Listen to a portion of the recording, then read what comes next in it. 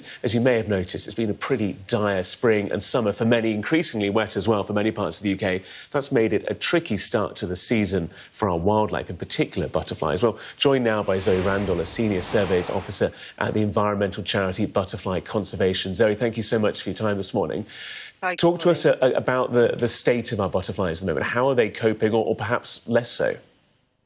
Well, over the longer term, 80% of our butterflies are in decline, which obviously means when we have poor springs and, as we're seeing now, a poor summer start, this can exacerbate, this can lead them to be less resilient to these changes in our climate and our weather.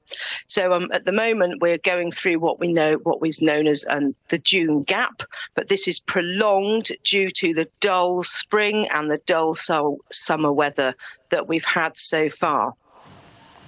How vulnerable are butterflies to the weather we're seeing, and what is it exactly that causes them issues? Well, they, as I said, if there were more of them, they'd be a lot more resilient. They can cope with the vagaries of the British weather. However, this year it's a little bit more difficult for them because it's been so wet and so cold. They're they're cold-blooded insects, so they need the warmth from the sunshine to stimulate their muscles, to get them mobile and get them out there feeding and breeding, which is what they should be doing. But when the weather's dull like it is at the moment, they're too busy roosting. It's roosting. They're taking shelter as we do when the weather's poor. So they're taking shelter and they're not feeding and breeding, which will have knock-on effects for the next generation.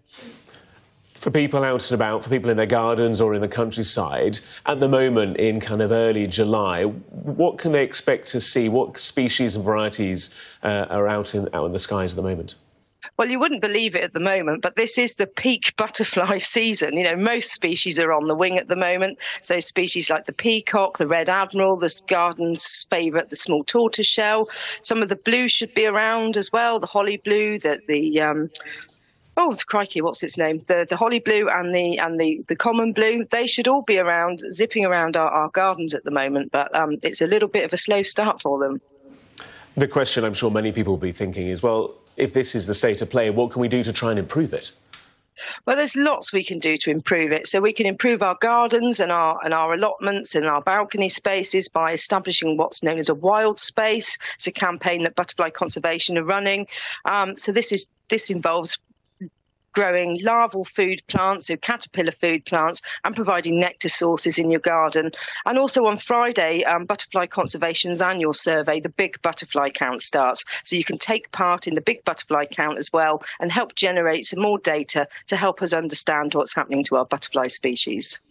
And would it be fair to say that as a fairly visual and iconic species, butterflies, that we see them, but actually they're representative of what's happening to other invertebrates as well, that they're kind of a bit of a bellwether for the state of our insects?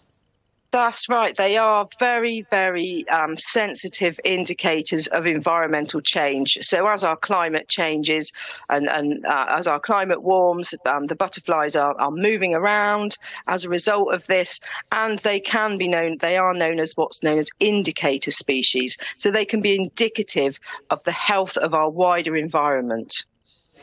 Sorry, Randall, really appreciate making time for us this morning. Thank you so much. Thank you. Cheers.